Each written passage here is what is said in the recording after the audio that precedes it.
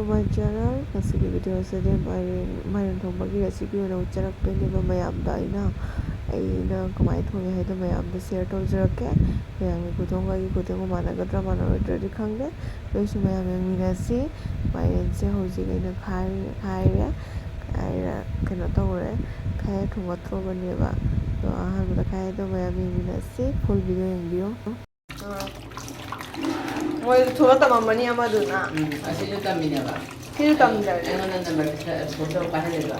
아니 하바 아니 먹고 하여 말라 해 그도 과에 부러서 봐 아니 다시 잡아.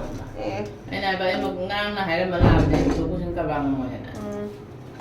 Maya Mairen se samthoi ahum rak chame masiga mariran khu doini adu chame se samhoraga aduga ke Mairen se phullaga to thong mai lekin ai ngower goina thongani goina first time thong mau si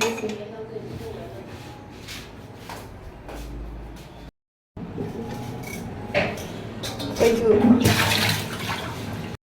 also mayam sare ada yang hutsi ada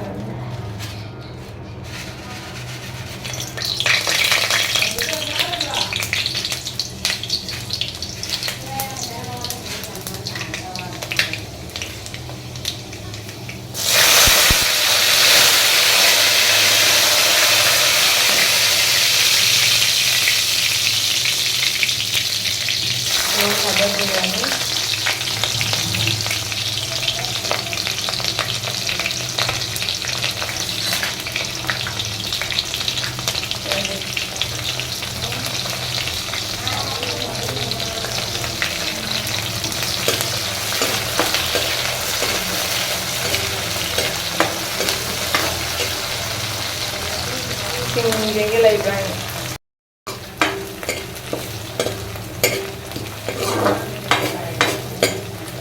Nanti yang musir yang kayak di sing thaka da betul sing do yang layam dia anu thara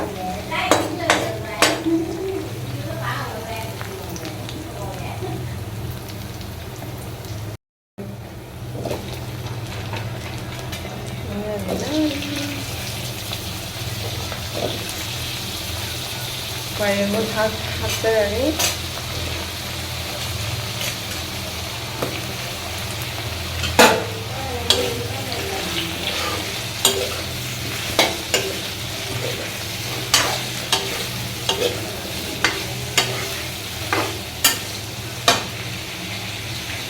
dia bergerak अपना था बने मतलब tahu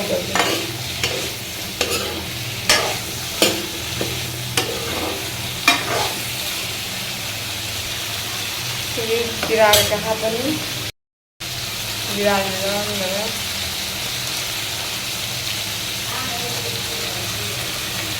viral ke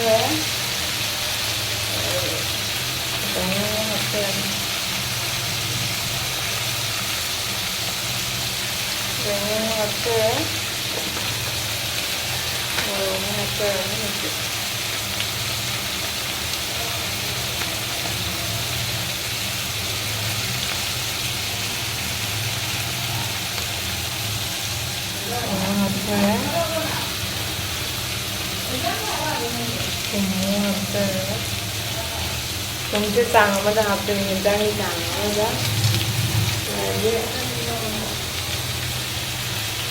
garam masala,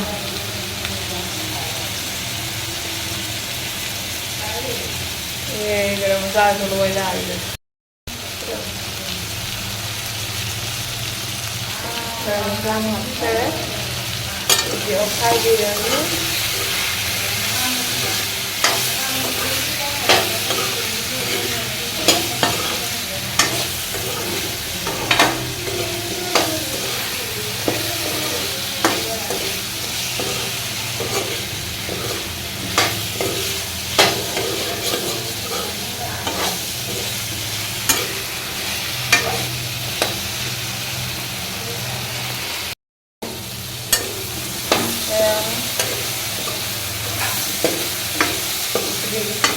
after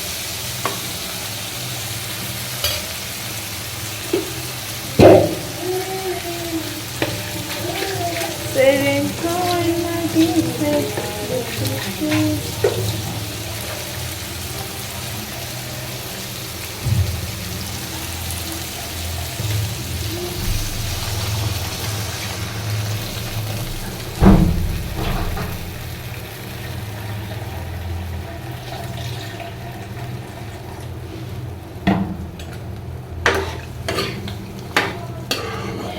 Hả? À,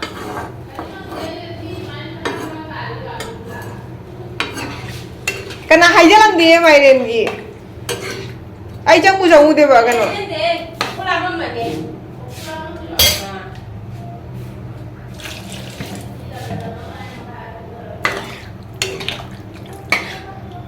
Ya masih masih kehabsan rồi.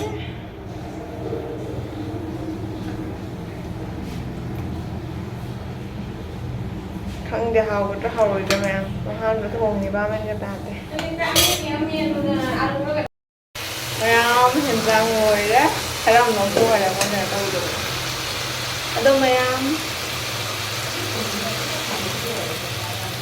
rồi đó Mairen Thongba hào bao tập đi con này vậy này tăng nó đi dành cái đó sum hào đấy ở đâu mẹ mà thân là cái recipe hấp sơ rồi kia đâu mẹ hay bị đâu một con